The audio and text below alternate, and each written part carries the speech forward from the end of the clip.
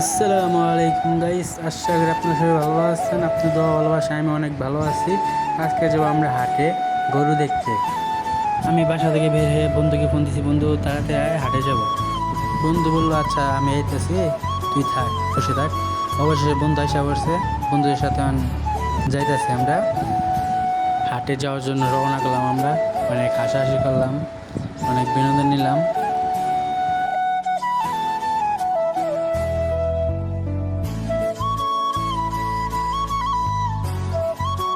জ্যারেমি করতে করতে করতে করতে আমরা ছোটোবেলা যে স্কুলে পড়ছি, এই স্কুলের সামনে এসে বললাম। তার ডান পাশে একটা কবরস্থান আছে, অনেক আগেকার। এখানে অনেক মানুষকে এখানে কবর দেওয়া হয়েছে। এটা আমাদের মাদ্রাসা, এটা আমার এলাকা। এই যে আমার বন্ধু বসে গেছে, এবার আমরা গেতাছি। আমার ক্যামেরাম্যান আমরা আগে গেতাছি।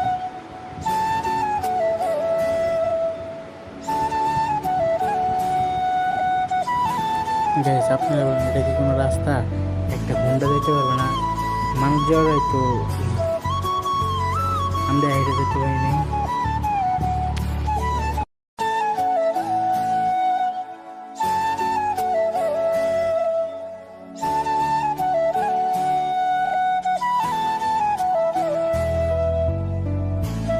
আর কথা না বাড়ি এখন যাওয়া যাক, চলেন, লেটস গো। অনেকক্ষণ ভ্যানে নিয়ে খাইছিলাম, ভ্যান আসে না, ওই জন্য হালকা পাতলা ভিডিও করলাম। অবশেষে আমরা একটা ভ্যান পেয়ে গেলাম, ভ্যানে চললাম, ভ্যানে চলে যাওয়ার উদ্দেশ্যে রওনা দিলাম। অনেক কথা বললাম, এখন যাওয়া যাক।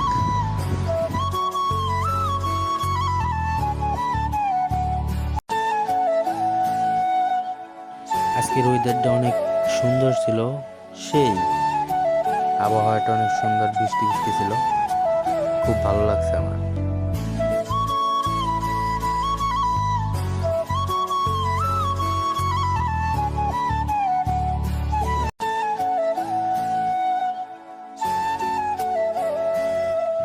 অবশেষে আমরা লোকের পাড়া গোরস্থান পাড়া এসে বললাম।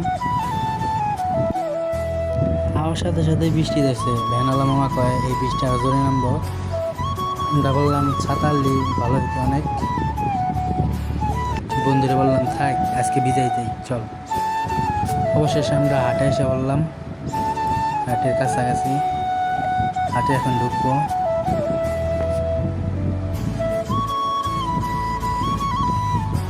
তখন আমার এক ফ্রেন্ডের সাথে দেখা হয়, ফ্রেন্ডের সাথে হালকা পাতলা কথা বললাম, কথা বললে ওর সাথে বিদায় নিয়ে হারিয়ে গেলাম।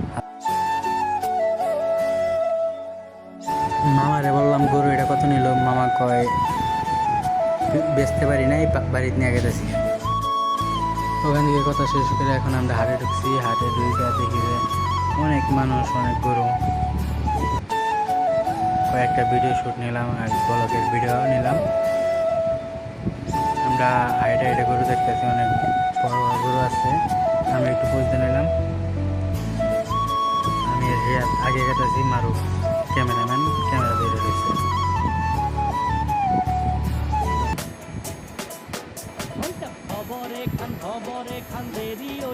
অনেক কষ্টে এখনকার মতো বাইরে হলাম গরু হাট দিকে। একটু পরে ঢুকবো, আবার ঢুকে দেখবো বিহারটা আগে গেছে। এখন যাবো আমরা ছাগলের হাটে, অনেক ছাগল হচ্ছে।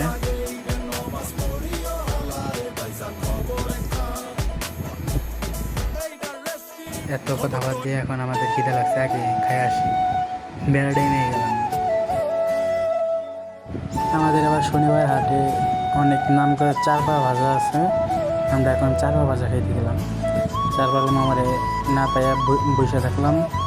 চার পালা মামা একটু করে আসলো, এসে আমাদেরকে চার পা দিল।